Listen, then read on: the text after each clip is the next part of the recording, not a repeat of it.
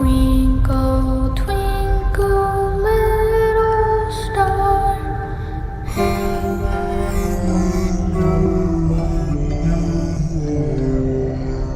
He's alive!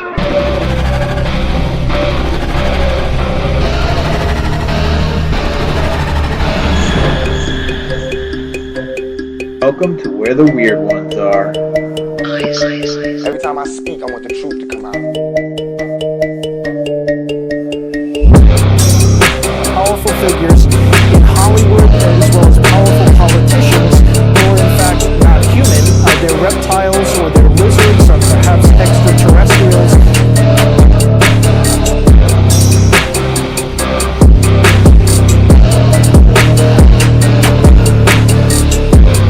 I don't think it is a human. I think it's a Sasquatch.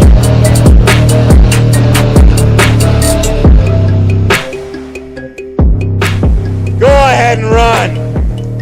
Run home and cry to mama.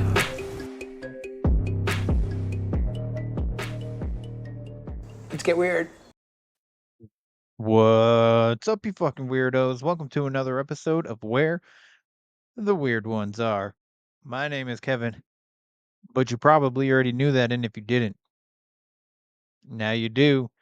Today's episode is with Aaron Deese. He is a researcher for Small Town Monsters. He's from San Antonio, Texas. He's author and former editor in chief of Paranormality magazine, which I did not know. I just learned that through researching him, trying to check up on, some of his projects and whatnot, and yeah, found that little tidbit out. Um, but yeah, he works with Small Town Monsters, and they just released at this point now, it's 2 or 3 weeks um, ago. Dogman territory.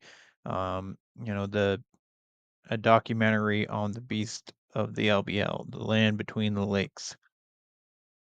And so he comes on and we talk about that documentary, which was phenomenal. I highly recommend it. You can find it on Prime Video. You can rent or buy. You can also get it in physical form, DVD and Blu-ray, which Aaron says where you can find it. So yeah, I mean, this was an amazing chat. I really enjoyed talking with Aaron, and I look forward to seeing his upcoming projects. And you know, it's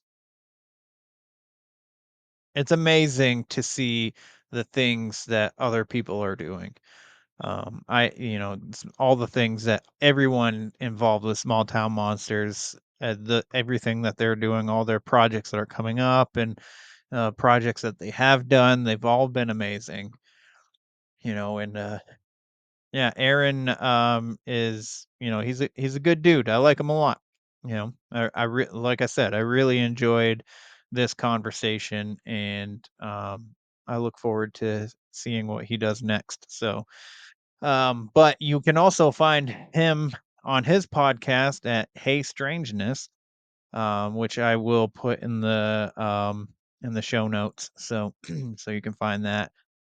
But yeah, yeah, it was again, I feel like I'm beating a dead horse, but it was an amazing chat, man. I really enjoyed speaking with him.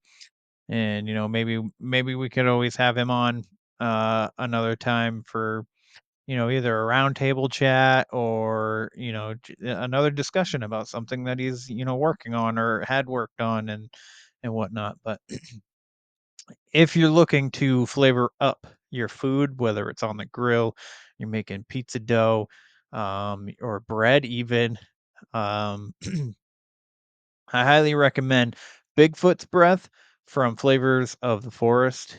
It is raw garlic dust, and it's freaking phenomenal. I cannot stress to you enough how amazing it is. It is so good. I love it on everything that I cook. it's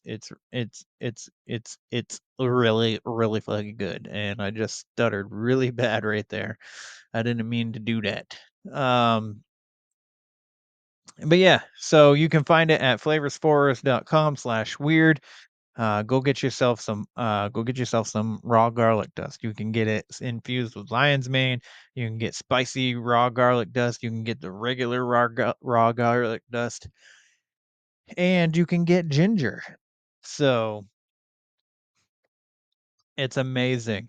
Also, the ginger and the garlic are in my hot sauces. So you can get my hot sauces at where the weird ones are podcast.com. Don't be shy. Go and try some hot sauce.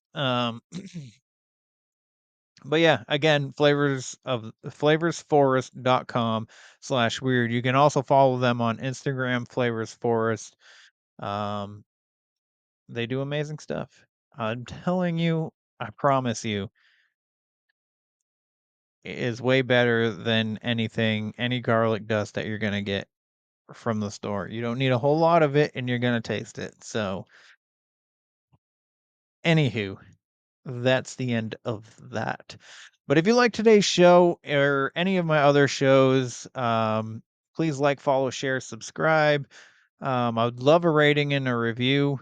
If your podcatcher doesn't allow a review and you want to leave a review, if you're feeling fancy enough to do so, again, you can throw that up on the website where the weird ones are podcast.com on the contact page. That's where you can throw it up there. You can also, again, get the hot sauce. You can also get the merch on there, and you can see a gallery of everyone who has gotten merch. And the blog, which Geeks in the Streets is a story that I am writing currently. And I drop a chapter every Sunday or Monday every week. Chapter 7's out right now. Chapter 8 will be out soon. And it's kind of more like a scene. Like I should have called it more like scenes, like scene 1, scene 2, because they're not very long for chapters. Um but yeah, so the story follows a young man just trying to survive a zombie apocalypse. I love zombie movies, I love zombie stories. So um yeah, if you're interested, it's on there. It's on the website. You can go check it out. If you're interested in catching Conspiracy Tuesdays or story time, you can get up with me on the Patreon. Patreon.com/weirdos only. Just $5 a month. Pretty inexpensive. It's only one tier. Not trying to break my back on a whole bunch of extra content. Um, I work around 60, maybe even more hours a week. Um, so again, obviously, don't care if you get on the Patreon. It's just an option, something a little bit to help me out. So if you're interested in supporting me that way, that would be great. Again, not necessary, but I do extra content for Patreon members. So again, that's patreon.com/weirdos only, $5 a month, Conspiracy Tuesdays, story time, and you get a free coffee mug. And you're probably going to get a random t-shirt here and there once in a while. Um, maybe a hat, maybe something, just to show my appreciation for you being a Patreon member. So, um, shit. Other than that, we got Cryptid Fest coming up in September 14th, in Raynham, Massachusetts, at the VFW Go. I think she said it was the VFW. Either way, you can find it on Facebook, Cryptid Fest, or just go to Cryptid Bits with General Tidbits. Either talk to her or just check out her page on Facebook or Instagram. I'm sure it's on there somewhere. Um, which actually I should probably get the links for it so I could start putting it in the show notes so you guys can can find it if you're interested. It's free. But like obviously some people may need direction. So if you're in the Massachusetts area, come check it out. It's 1 p.m. to 6 p.m.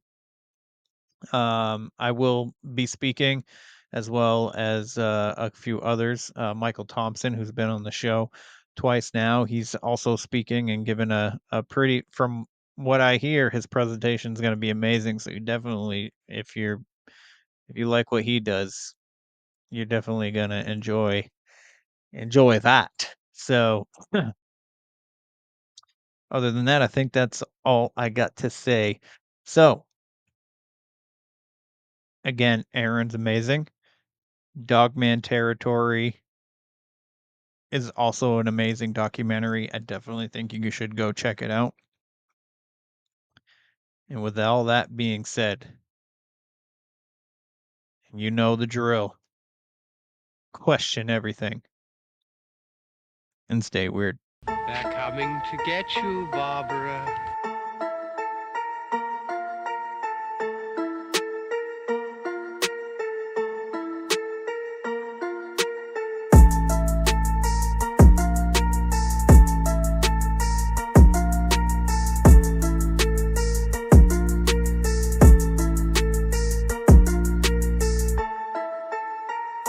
Let's get weird. Let's get weird. Let's get weird. Let's get weird.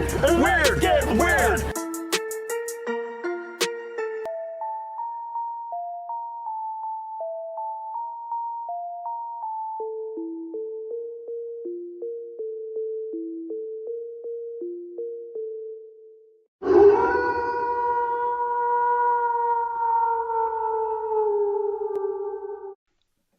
Hello, we are Rachel and Heather, the hosts of Like Mother Like Murder podcast.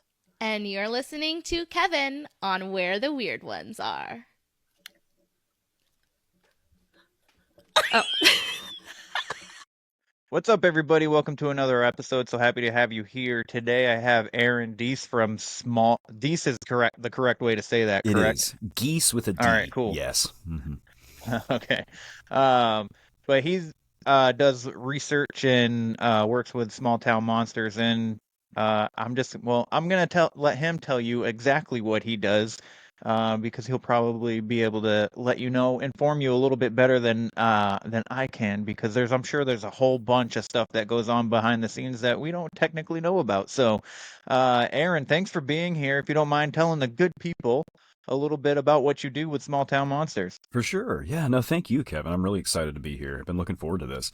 Well, yeah, my job title with STM is content producer. And I don't do a little bit of everything, but I do a bunch of a few things. So I get to do a lot of research, podcast production. I host our weekly live stream on Thursday nights over on YouTube and Facebook. I get to do work for new projects and also kind of existing stuff if anyone on our team needs assistance with something. So I get to do a bunch of cool stuff. What I love about it is that I work with a team of people who are passionate, motivated, are just genuinely good people to be around, and I get to research monsters all day. So it's fun. I love doing it. So far, I've been in a couple of STM productions. I am the host of UFOs Revisited. I've been in the Dogman Triangle and Dogman Territory, which are mine and Shannon LeGros' tandem investigations into the Dogman phenomenon. So that was a ton of fun. And I make a brief appearance in Cryptid the Chupacabra, which is a great movie. So definitely recommend that. And I forgot to mute my phone, so I'm just going to do that really quickly. I'm so sorry. You're good. Okay. Sorry about that. I've noticed weirdly that every time I sit down to do a podcast, everybody wants to talk to me. Mm-hmm. Dude, it's like without fail. Yeah, so-and-so liked your story. And I also, actually, this is a perfect part of our conversation. You don't have to edit this out now. I also run the Small Town Monsters social media. So, and we're on pretty much every major platform. So my phone blows up all day with, Oh man, stuff. I believe Good it. stuff, but stuff. Yeah. Yeah. So I've had a few people on that have do work with small town monsters, and you're not wrong when you say that you get to work with phenomenal people all day long, every day, because everyone that I have personally met and have had on the show have been lovely people, like Heather Mosier, Mark Matsky, and Alexander Petikoff. You know, they're all amazing people. So Yeah, for sure. it must be awesome to work with them day in and day out. It's a huge privilege, man, and I kind of daily have to remind myself that this is actually happening, because I was an STM fan for a couple of years, like big fan, Kickstarter backer, watched YouTube releases, you know, pre-ordered the digital downloads for the movies, like huge fan, and I still am. But when I first got the chance to work with them, it was like George Lucas calling a Stormtrooper cosplayer and being like, hey, you want to come out to the Skywalker Ranch and talk Star Wars with me, Mark Hamill, and Kathleen Kennedy for a couple hours? And then do you want to be in one of the movies? Like, that was the level I put it on. And I still do. So, thank you. That's awesome. That's awesome. So we're going to talk a little bit about Dogman Territory, the newest, the latest release. It was released on Amazon Prime, correct? Is that the only place that you can find it? Actually, it's on Prime Video. You can stream it, rent or buy. You can also get your physical copies from the Small Town Monsters shop. So smalltownmonsters.com/shop. There's Blu-ray and DVD available over there. So awesome. I do want to know, I've told Heather this too when I watched it. It has really nothing to do with the movie, but one of my takeaways is with Jesse and John. Jesse and Joe. Heck yeah. Joe. There we go. Sorry, my bad. No, a lot of names, man. No, I got you. So, like, watching them together, and every time one of them was speaking, the way the other one would look at the other one, like, it was just like, look, they just captured like real life love right there. Like, dude, that's it was such an amazing awesome to watch. Take. I have not heard anybody make that observation, but I had the same thought, and that's such an awesome take. I'm gonna make sure to mention that to him, because yeah, Jesse and Joe, dude, they're wonderful people. Like I think I said this in another interview the other day. They are great friends first, incredible colleagues second, and just all around wonderful people. Like, they have been role models and helpers to me pretty much throughout my career, even if just on the periphery. So great folks. Yeah, and the way they interact with each other, their team dynamic, the way they hit things so hard, you know, it's just great to watch. They're great folks. Yeah.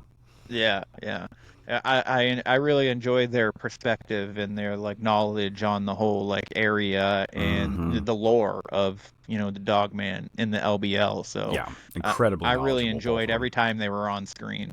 Yeah, so they're fantastic. People were asking us for literally months into years, when are you guys going to do something with Hellbent Holler? When are you guys going to do something with Hellbent Holler? And I've been running our weekly live stream for about a year, and people have been asking the whole time. But this was way before we had announced that they were going to be in the film. So I'm like, every Wednesday, I'm like punching myself in the knee off camera where nobody can see me, like, soon, just wait. You know.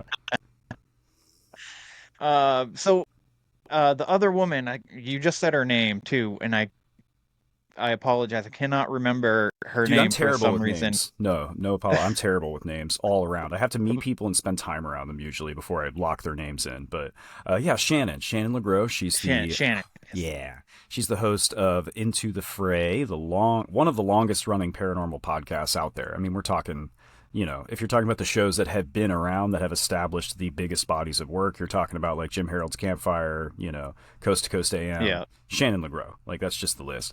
No disrespect to anybody else. I just hold her in that high regard. She's another person that I've been a fan and a kind of follower of for a while, and I got the chance to work with her, and now we're like buddies. You know, we work on Dogman stuff together, but she's so great to work with because she has a huge table of knowledge from doing interviews with people for coming up on probably 10 years now. So she can think of all these questions and all these perspectives to approach this stuff that, for me, as someone who's deeply immersed in this topic on a pretty regular basis, my brain just won't go there. because I'm wrapping her up in other places. And this is a fun anecdote, while we were filming this movie, I was still writing the book, Hunting Grounds, Dogman of the Lakes, which is kind of they're companions to each other, but it's not like if you don't read the book, you're not going to understand the movie. Nothing like that. They stand together very independently. But the whole time we're doing these interviews, when I'm taking notes and like using a voice recorder and stuff, that wasn't for show. Those are all actual notes that I used while finishing the book that I still have. So because I was so wrapped up in that process, Shannon was able to really move the conversations forward and keep the interviews focused on where they need to be, because I'm over here writing things down and changing batteries in a voice. It's so dumb, but it worked. We got it. Yeah, I actually really enjoyed her being involved as well.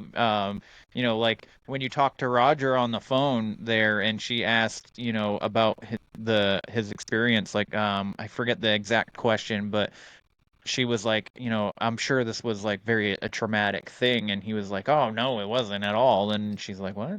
That doesn't make any sense. That was an interesting. Every conversation we had for this movie was interesting, but yeah, Shannon is not afraid to come in with very blunt, I've never heard her speak in a way I would define as curt or rude, but she will ask very point blank, frank questions, and she does so in a way that's very kind and open, but she will ask those questions. And I worked in apartment management for 10 years, so I just have this built-in hard line of diplomacy that I have a hard time getting around. So that's why I love conducting interviews with her, because she's very good at getting straight to the point while I'm trying to think of 30 extra words that don't need to be there. So yeah. So my perspective on Roger, I kind of am leaning towards like not believing him. You know what I mean?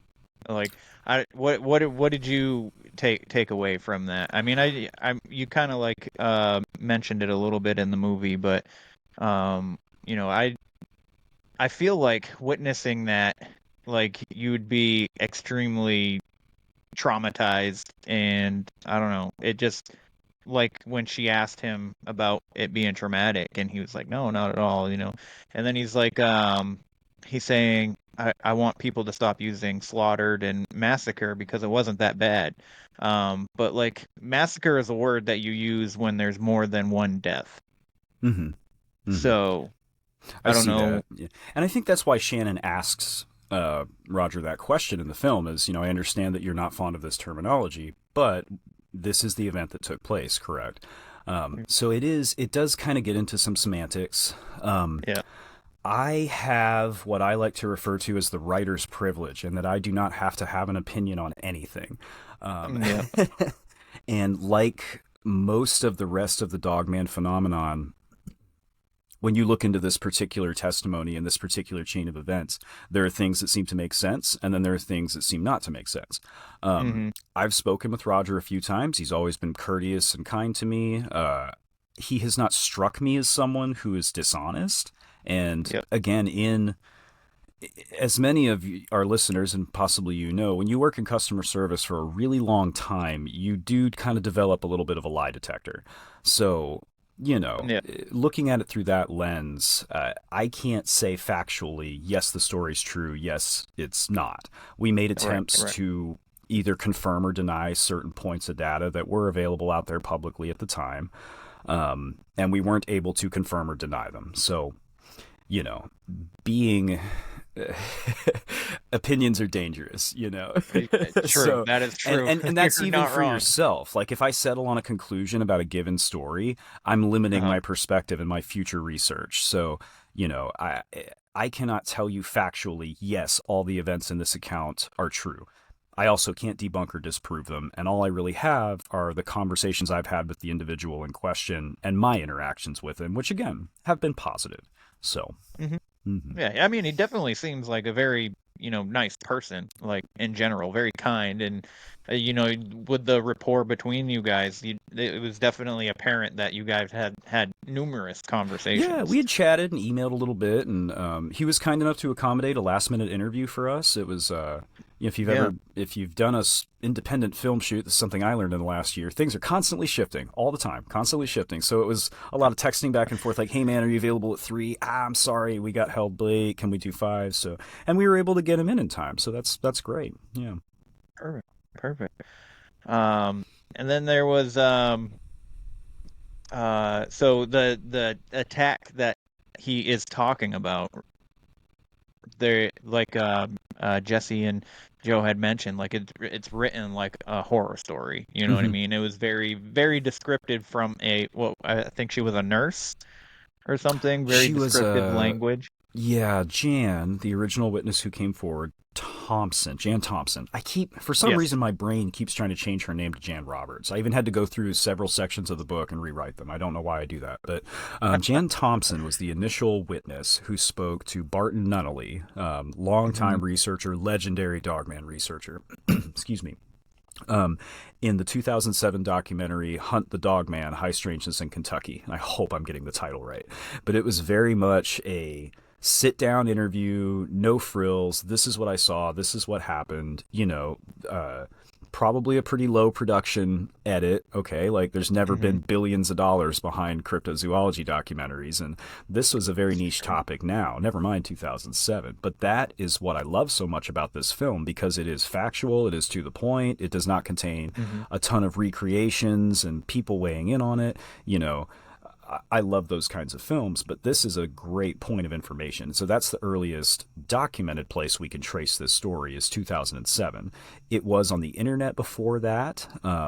It was taken down, reposted, moved around. I can't recall the name of the original website where it was shared, but you can find it if you go back through the Internet Archive. But thank God for this film, because now we have a video documentation of this testimony that, as far as we can tell, is the first public origin point of the LBL massacre story. What's interesting, though, and this comes up in Dogman territory as well, we can trace that story to witnesses in the town of Grand Rivers as early as 1982, according to Elijah Henderson of the Cryptid Studies Institute, another guy that I trust implicitly.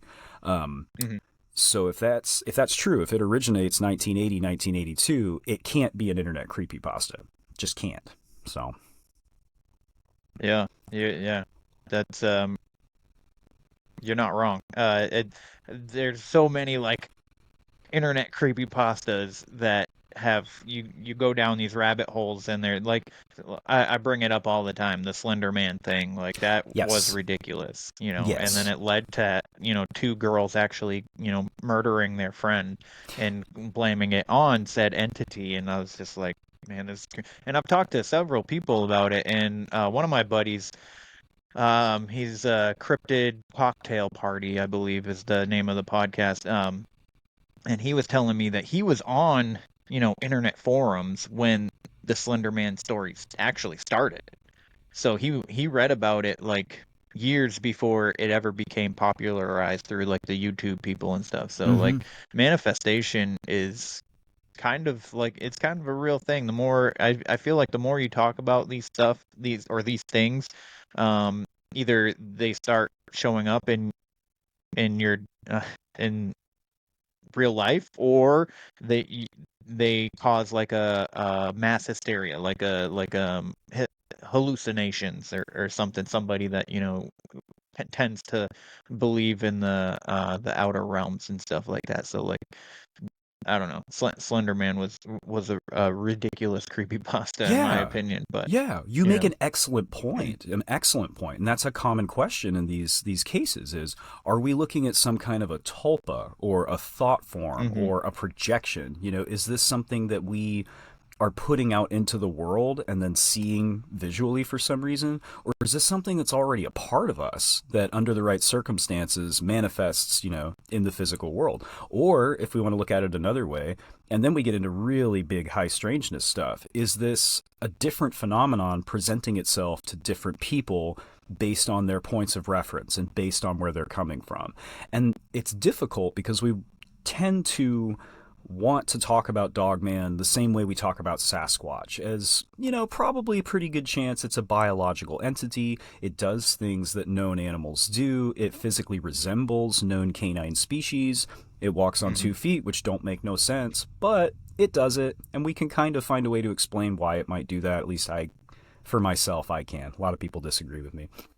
But then it gets into this very strange supernatural territory where people aren't just seeing these things, they're reporting feelings of anxiety, panic, nausea, loss of their bodily functions. I mean, not fun, cool stuff. When you tell somebody, I went out in the woods and I saw this thing and I immediately threw up all over myself and had to drive back into town covered in my own vomit, you're not telling that story because you think it makes you sound cool. You're sharing a deeply personal and traumatic experience. And that's a real example that's mentioned in the film and the book. Mr. Martin Groves, shout out to him always, and Daryl Denton. Yeah. Great guys. What a sweetheart of a man. That guy is probably one of the nicest guys I have ever personally met. I love that So, guy. I know I said yeah, I try not to state opinions, but Martin Groves is a saint. I will die on that hill. Great guy. Yeah. Same. I agree with you 110%. So since we're on the topic of Dogman, the listeners have heard me tell this story 100 times now, so they might be like, "Oh, here we go again." But because I know that you don't know the story, so I'm pretty sure that I've seen a Dogman up here in Maine. Now at the time of the It's being experience, recorded, right? Okay, sorry. Please continue. Yes, this is okay. being recorded.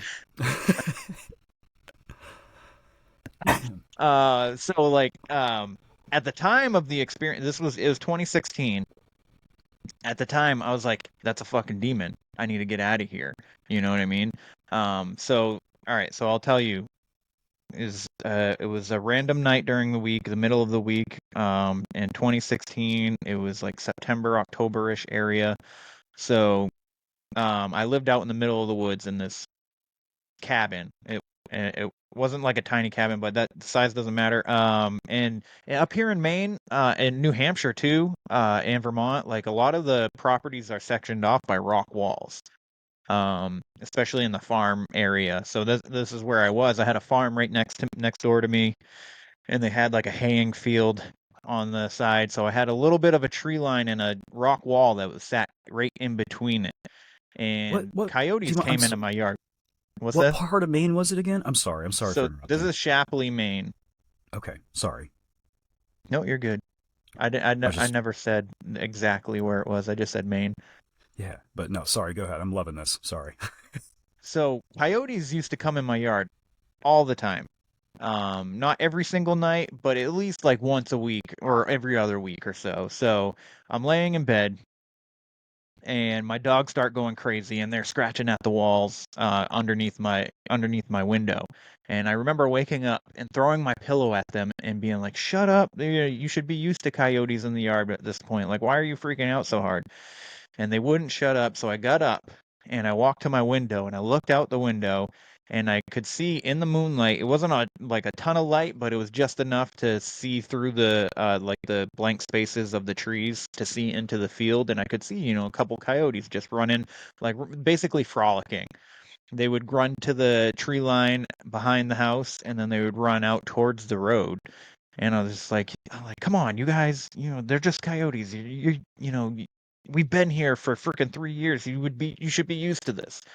And they just were like flipping out. And then I noticed a coyote coming down my driveway, and it was limping. So I'm like, all right, there's something wrong with this one. So I leave my bedroom and I go to the front door. My dogs follow me. They're still scratching at the door and barking their heads off. And I flipped the outside light on so I could get a good look at this coyote. And it's limping, and it kind of like starts slowing down and kind of stops, and just on the cusp of the light of my outside light. And I grab a hold of the doorknob. I'm like, I really should probably check on this thing, but at the same time, it's a coyote. I don't want to get bit. What if it's rabid? So all these thoughts are going through my head. And I look over real quick to see the coyotes. My dogs are still barking. Then I look down, and I'm just like trying to tell them, calm them down. And then I look back again one more time before I pull open the door. And right behind it, so within the rock wall, there's like this huge boulder. And so it's like they came across this boulder, and they're like, this is where we're going to section off the land. We're going to build this rock wall with this boulder. Makes sense. And my kids used to play out there, and I used to walk with them along the rock wall. So this particular boulder was taller than me. So it was at least 6 feet tall. and because I'm 5'10", so it was just a couple inches taller than me. And I'm looking back out there, and right behind it, there's a set of red eyes. Like you can kind of get like a figure of some kind behind it, and it's got a good like couple inches to a foot somewheres in there, like 6 inches taller than the boulder, just staring at me. And I immediately became overwhelmed with that sense of dread that a lot of people talk about when they have these experiences. And I felt like I was gonna die, like I was going to physically be harmed. And I let go of the doorknob and I shut the light off, and my dogs stopped barking.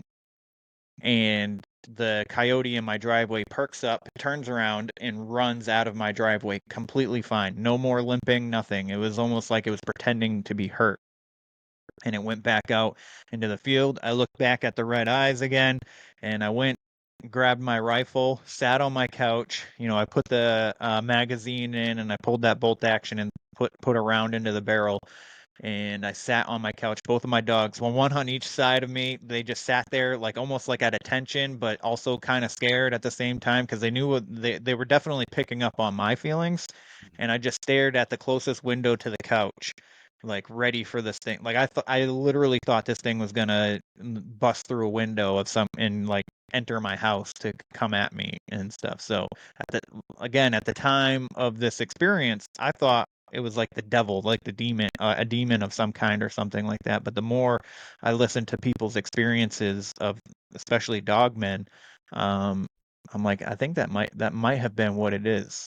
Bro, I So wish we had talked sooner. I'm glad we're talking now. But your experience, can I rabbit hole a little bit with this? Is that okay? yeah, go ahead. Yeah. Absolutely. So, thank you. Your experience has several points of correlation to the wider spreading phenomenon. Um, the responses of your dogs, very often we see hostility towards domestic animals, or a response on the part of domestic animals that is like what you described, erratic, out of character, not normal. And very often we're talking about locations like the area you're describing, rural properties, older properties, tree lines that are nearby. Shapley, Maine has a nature preserve that is 265 acres, which is pretty big for a town of that size based on what I'm seeing.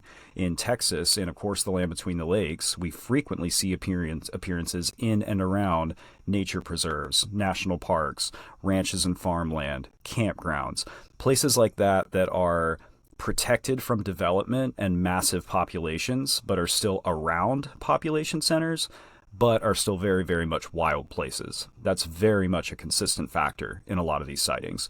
Shapley, Maine has 48 different mines. And that's what I was looking up while you were talking. We also see a correlation to these sightings near mining operations. The land between the lakes had mining operations for almost 100 years, primarily focused on iron, limestone, and granite. Texas, we have a very rich limestone table, so there's mining all over the place in different areas. Ohio, we have a history of mining and steel refinement there. We have encounters taking place near steel mines. So this town, just looking up a couple things while I was listening, has several things itself in the location that correlate to other widespread dogman sightings. Your responses as well. And I'm very much of the opinion that an event, the perception of an event, those are subject to debate. We can guess about what did or did not happen.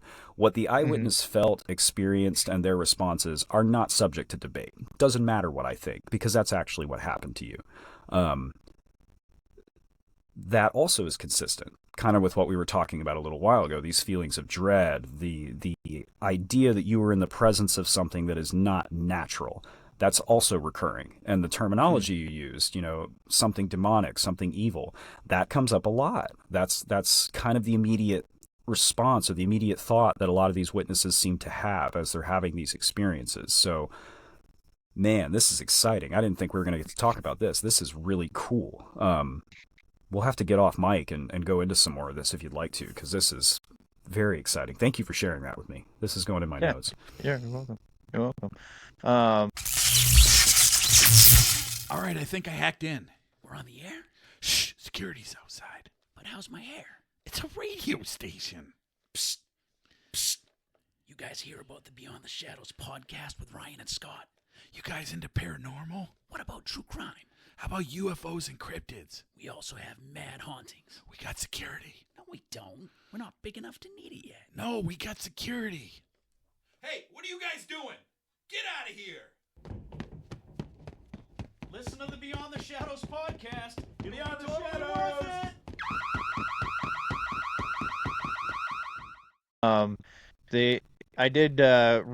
I told the story to a gentleman up here. He's an author, Nomar Slovic, and he actually put it in his book because he does like experiences where Good. he like what's the word for those kind of books? Like case files, encounter books, kind of. Yeah, where it's just a Good. bunch of people's encounters in the state of Maine and stuff like that. He calls it's dubbed UFOs over Maine, but it's not necessarily just UFOs and like alien encounters. It's also weird stuff like Dogman, Bigfoot, and all that stuff. And I used to think before I really started diving into this stuff because my son is actually kind of who got me interested in this stuff because when he was 8 years old, he used to watch Finding Bigfoot on the Travel Channel, I think it was on, or Discovery, whichever. But Finding Bigfoot was his show. Like he loved it, and I was just like, man, why are you watching this stuff? Like, do you really think Bigfoot's real? He's like, I don't know if it's real, but it's interesting. And I was like, oh, all right. And That's then the best response, man. How old was the little guy? He's 15 now, but he was at the time he was 8. That's brilliant.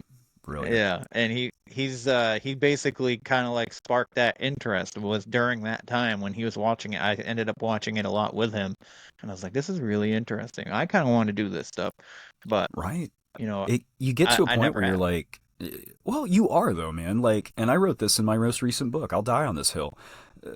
Don't ever discount the role of the armchair investigator, quote unquote, because somebody has to get out in the field, run cameras for hours, bang on trees, camp out. We need people to do that. But we also need people to take an interest in that data, cross-reference it with other cases and reports, conduct interviews and talk to people. Like, we need people in both roles. So I would just say to you, you are doing it. That's just me.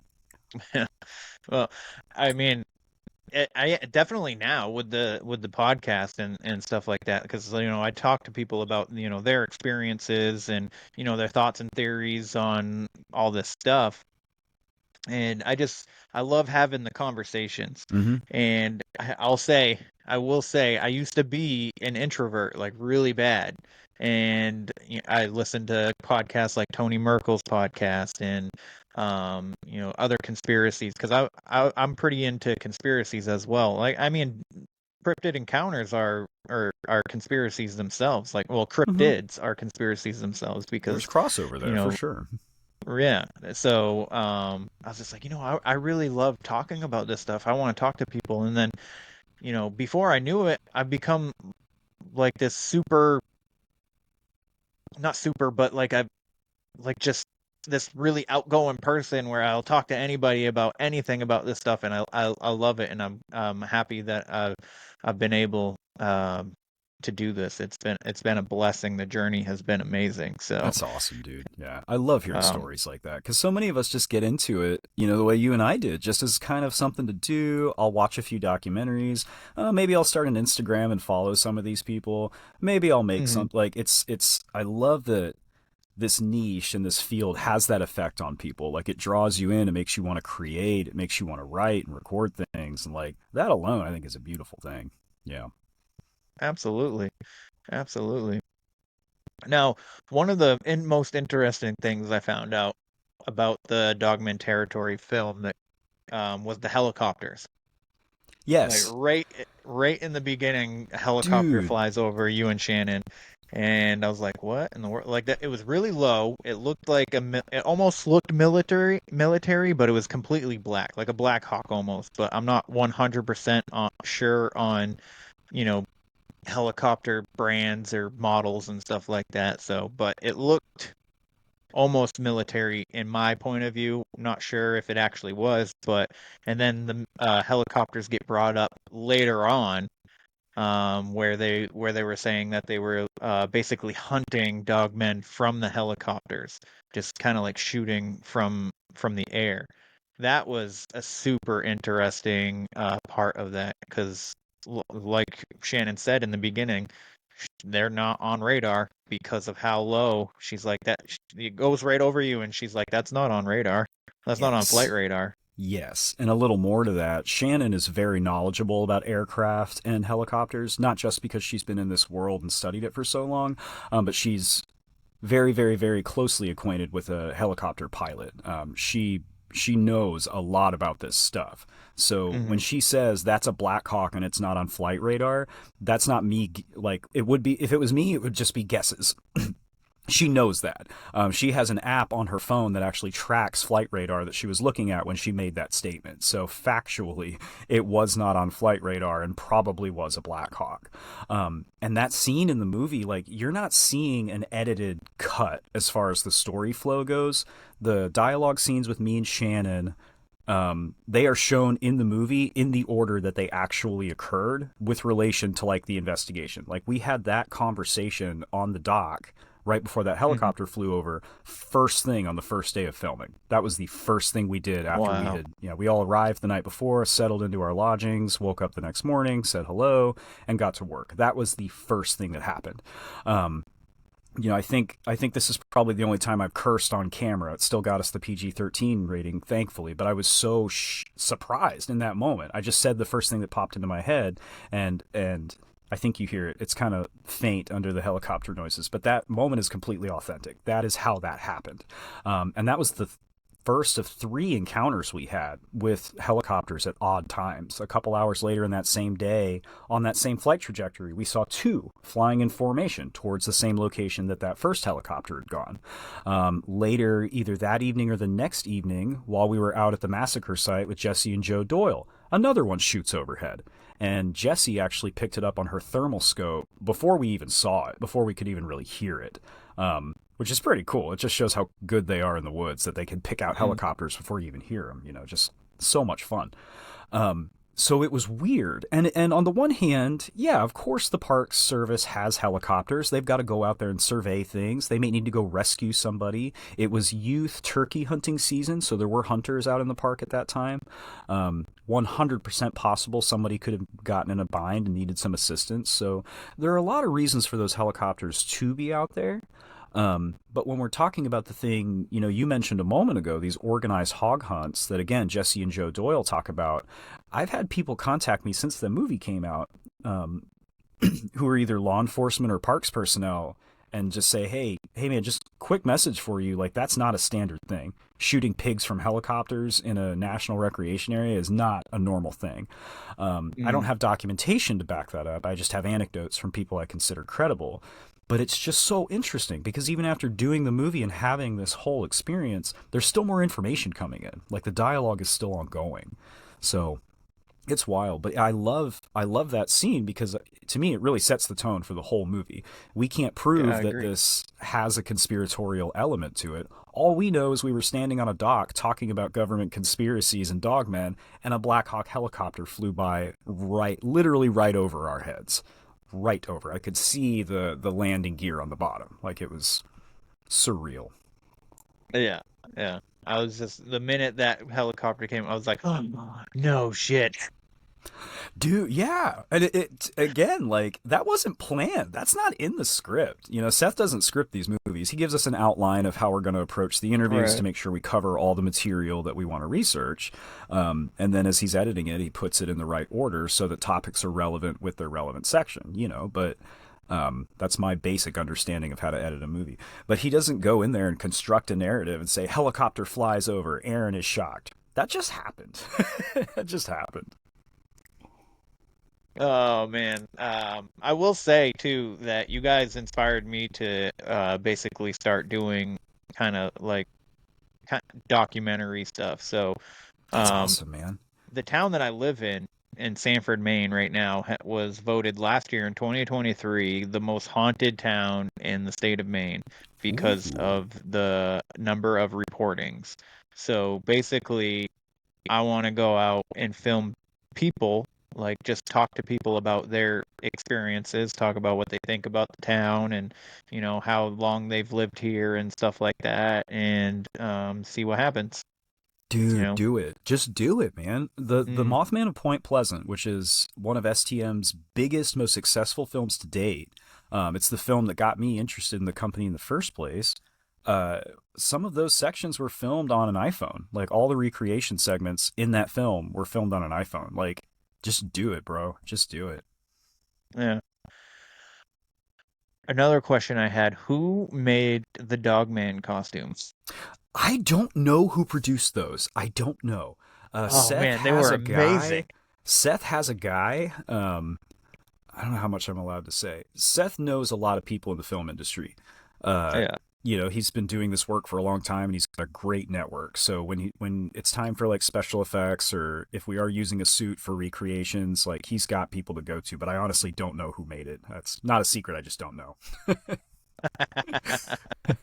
Well, they were done pretty freaking well, and I was impressed. And I love the as some of the stories are being told, and it pops up on screen, and you see this big you know dog man creature just standing, especially like the outlined scenes where it's Yeah. way back in the tree line and stuff. Those were pretty cool They're to watch. so cool, man. And the suit is obviously it's a there you have to put stuff in the film that's entertaining, but the suit is a very Right. close parallel to a lot of these descriptions. One thing I really like Hmm. about it. I can tell you those scenes, at least a lot of them, were filmed in Ohio, actually, at a property out there, because taking a Dogman suit into the land between the lakes would have been a horrible Yeah, experience for everyone. So, yeah, absolutely. I we didn't agree. do that. I agree.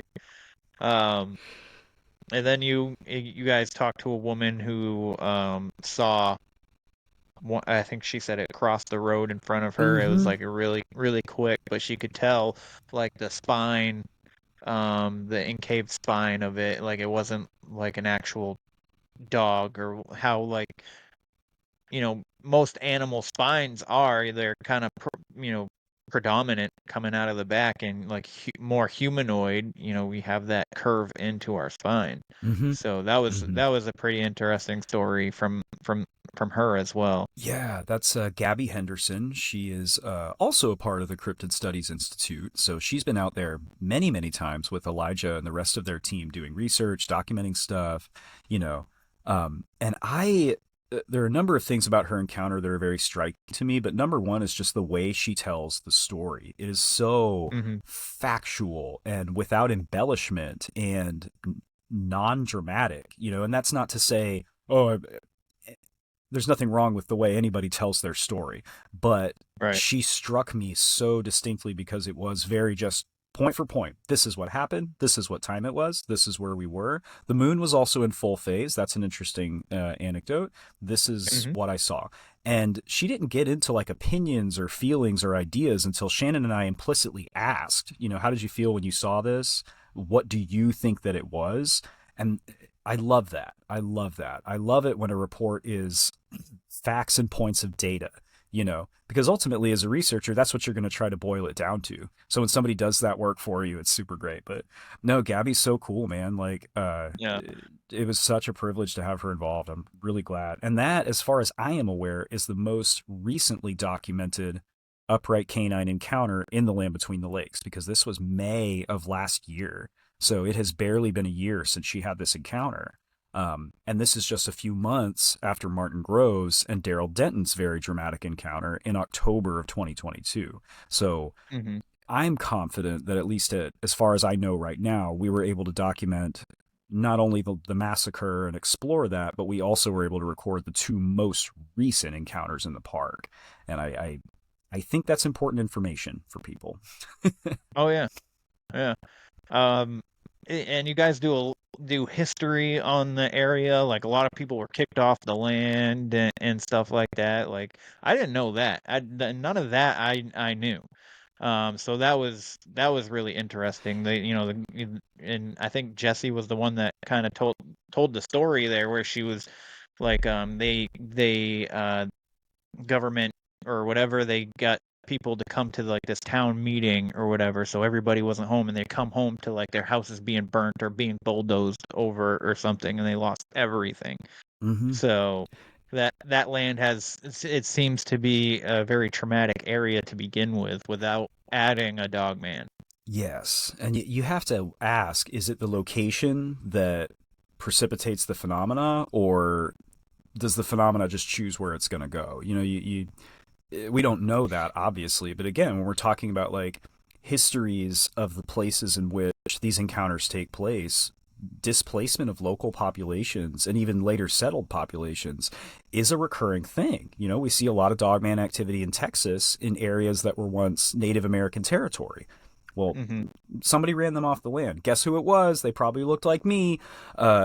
We know that that's a thing. So when we see these reports popping up in all these areas, we've got to go, why is there a history of mining here? Why is there a history of human displacement here? Why do these sightings take place near graveyards? And a lot of times when we are talking about these places where European settlers came in, whether they took them forcibly through a treaty or just set up where nobody else was currently present, a lot of these folks came from Scotland, Ireland, England, France, Germany, places with a heavy history of werewolf lore. In Texas, we have the Converse Wolfman. Converse was settled in the 1700s predominantly by German settlers. In Ohio, we have the Defiance Wolfman. Defiance was settled in the 1700s by, amongst other things, Scottish settlers, and they have the Wolver, so, which is a Scottish werewolf. So there's this very interesting correlation between human displacement, mining, European settlers, and overlapping mythologies. And I don't know what all that means. I don't know.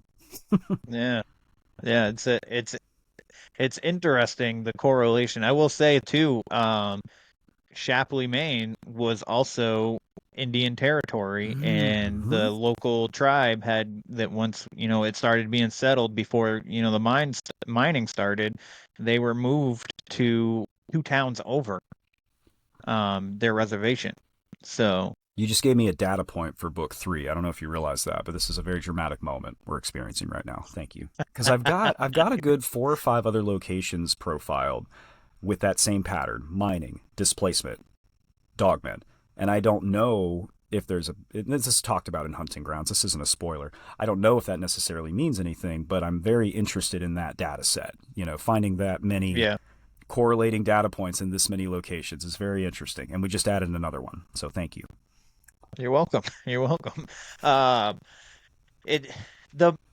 lot of people seem to think like this thing that the Dogmen come up from the ground, like whether it's military government experiment or it's interdimensional or whatever, and it's coming through a portal.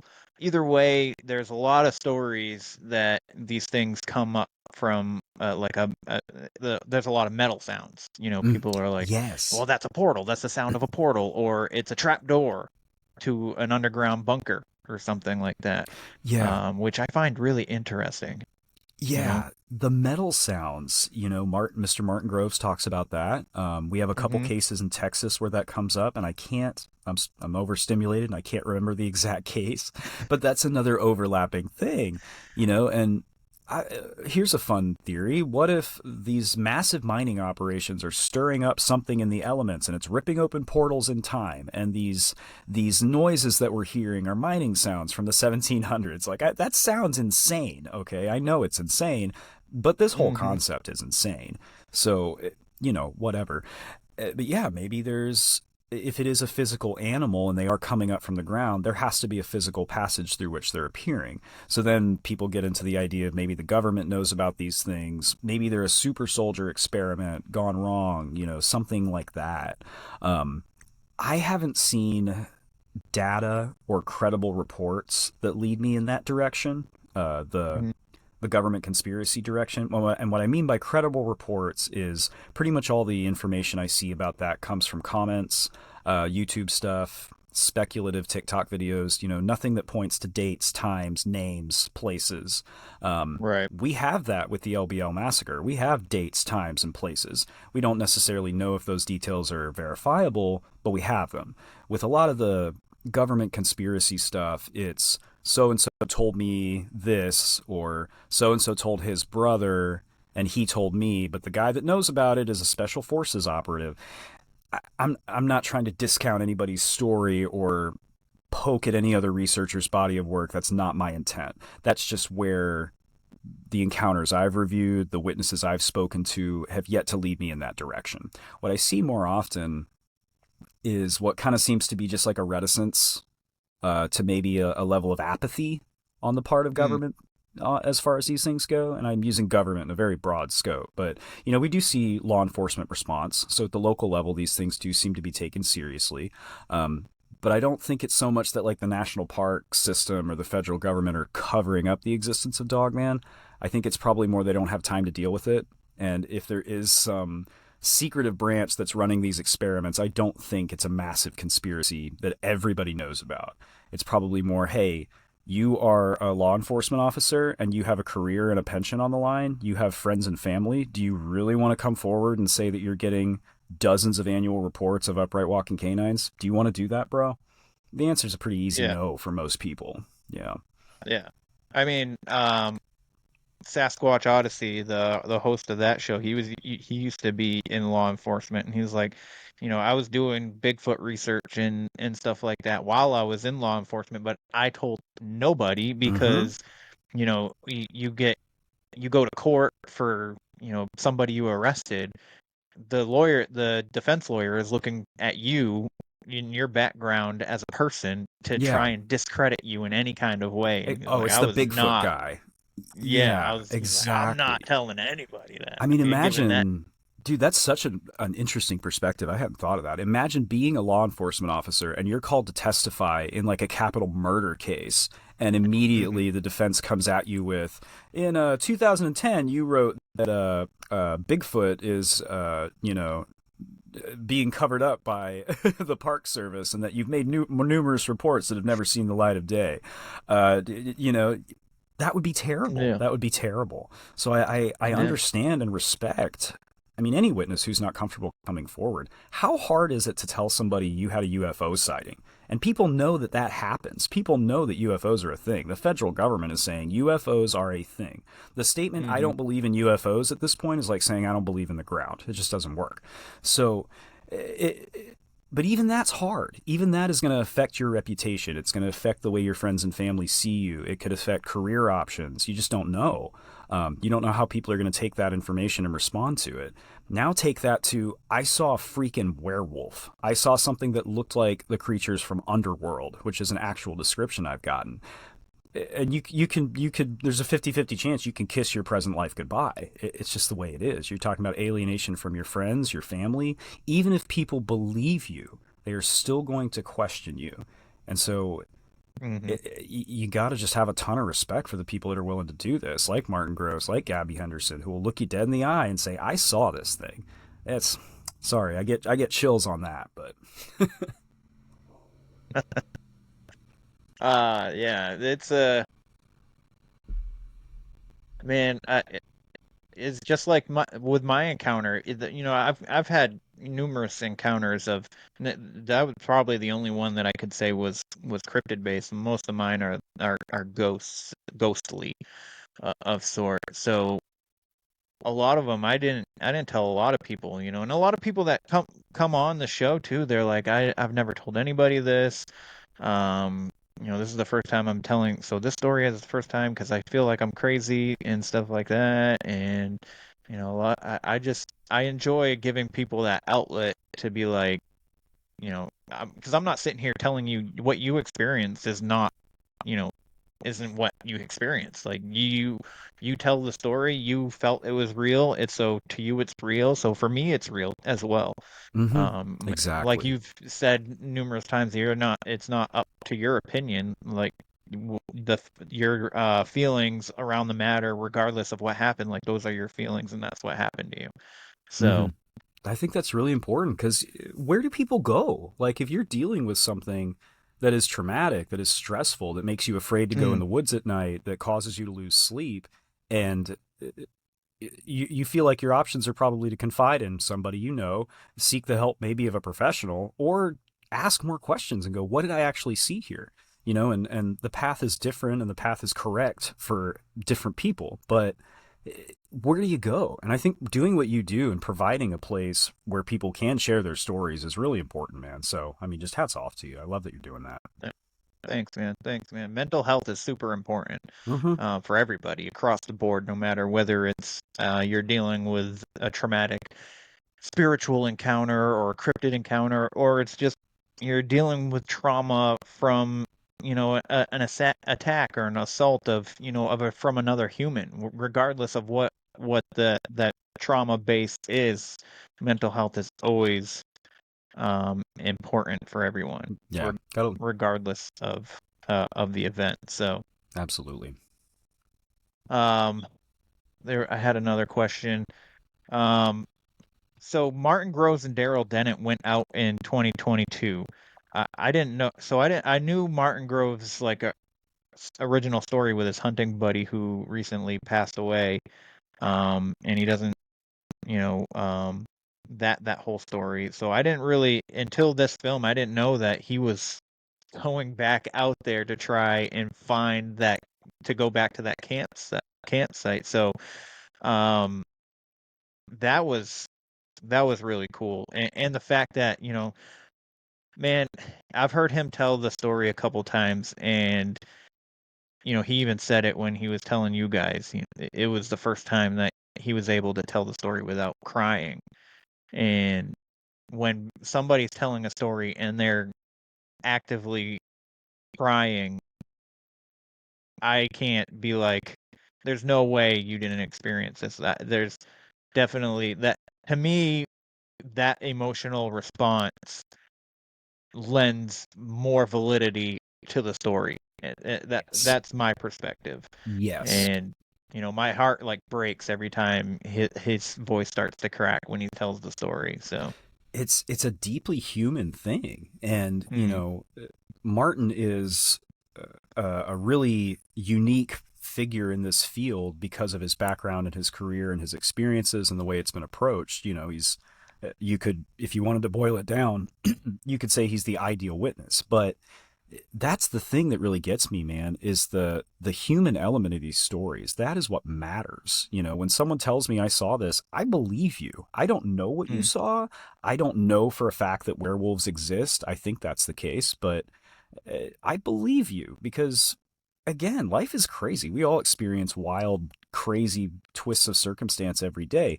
Imagine the things we don't know about, and again, why would someone say this happened to me unless they were convinced, unless they were sure? There aren't a lot of people that just want to hitch their wagon to the werewolf train. Like, it's still a pretty niche thing. Yeah.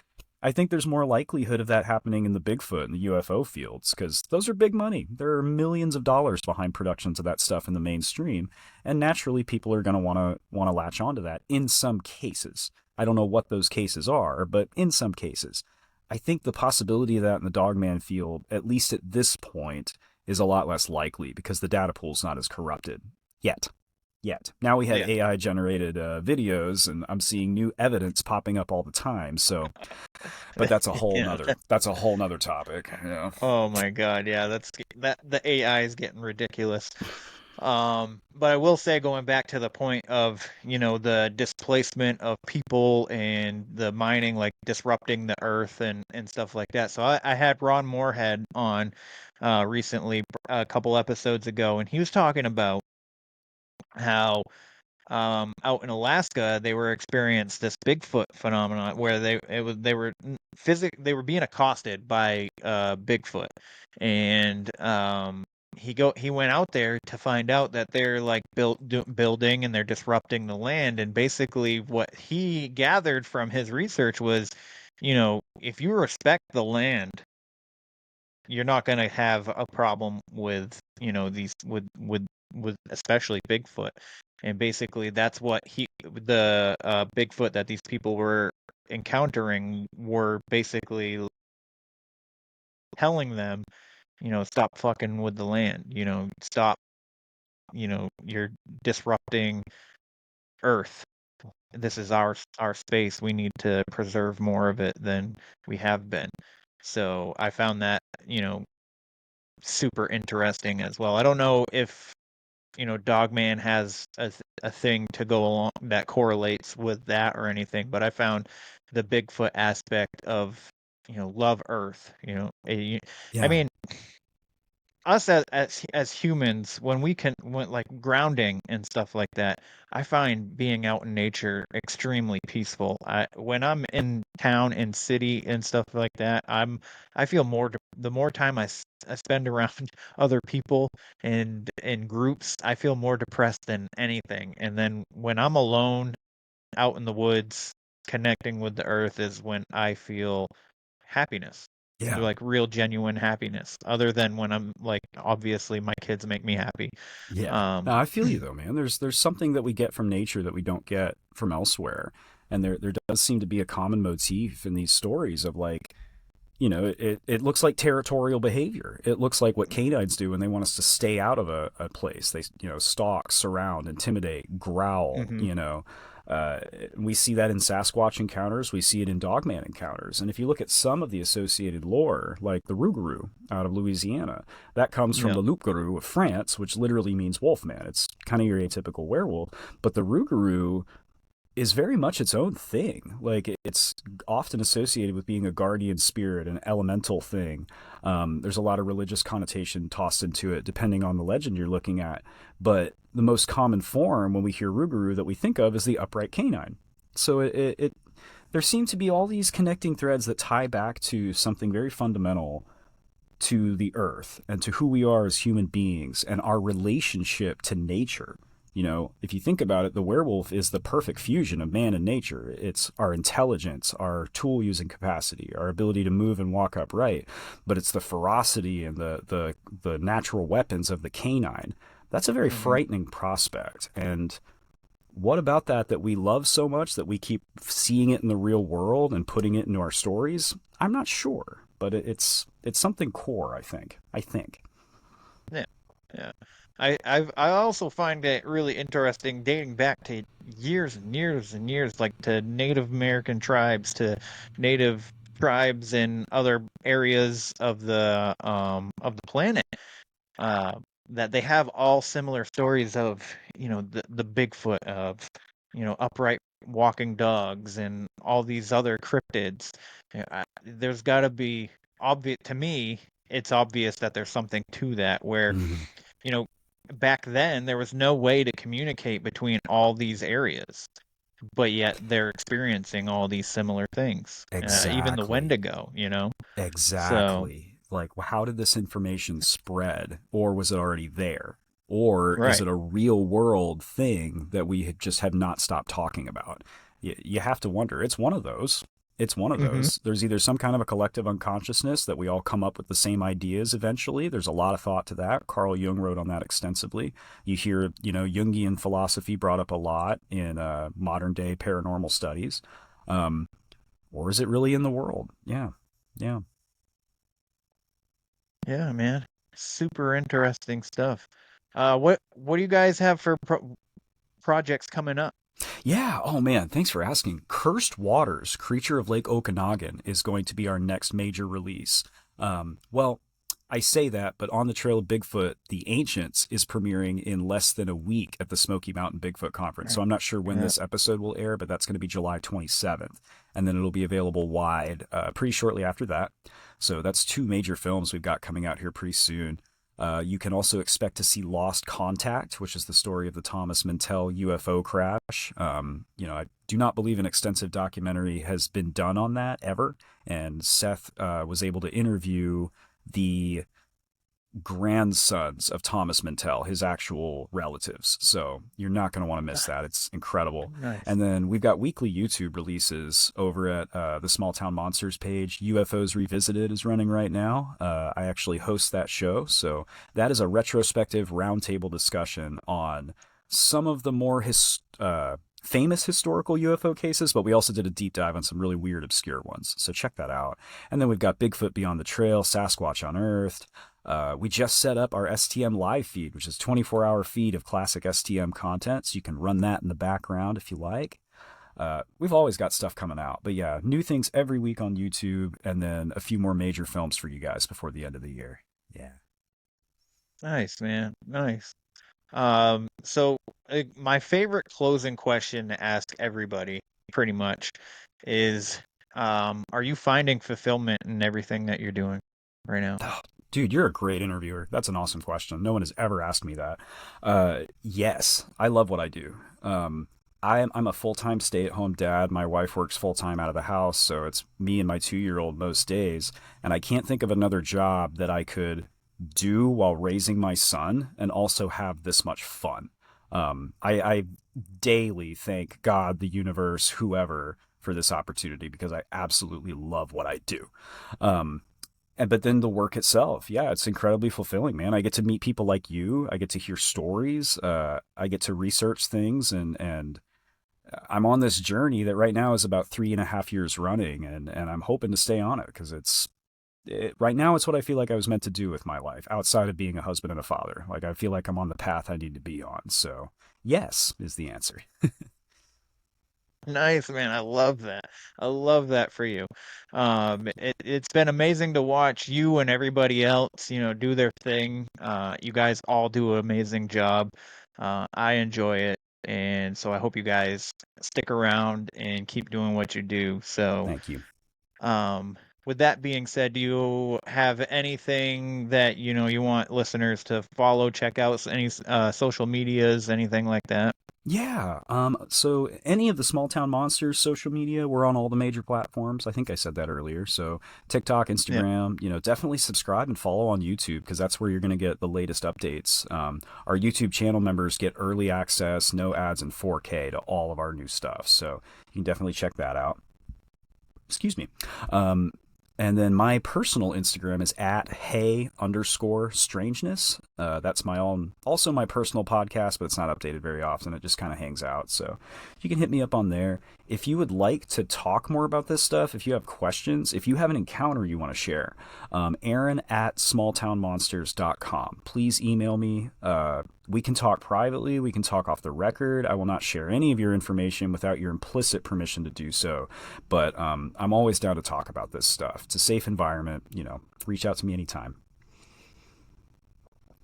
Nice, nice. Guys, go check out, if you haven't done it already, go check out all the Small Town Monster stuff. Go check out Aaron, where he just told you to do. Where to go, I mean, is what I meant to say. But I really, Aaron, thank you so much for coming on. It's an honor and a privilege. Thank you. Time is our greatest currency, and the fact that you took this hour and a couple minutes to do this with me means the world to me. And again, you guys are doing an amazing job, so keep it up. Thank you. No, thanks for having me, man. It's an honor. I love this stuff, so thank you. All right, guys, that is today's show. So make sure you go follow all things Small Town Monsters. Leave a rating and review if you so choose to do so. Like, follow, share, subscribe, do all that stuff. If you can't leave a rating and review on whatever podcatcher you're listening on, you can head on over to where the weird ones are podcast.com. Leave a rating and review there. You can also get the hot sauce and the merch on the website as well as the blog. So check it out. Other than that, everybody, you know the drill. Question everything and stay weird. This concludes our broadcast day. Click.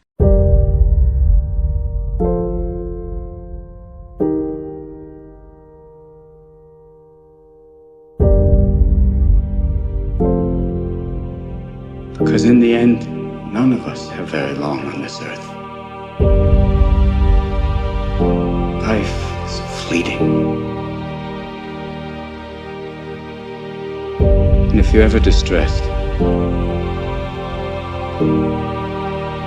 cast your eyes to the summer sky, when the stars are strung across the velvety night, and when a shooting star streaks through the blackness, turning night into day. Make a wish.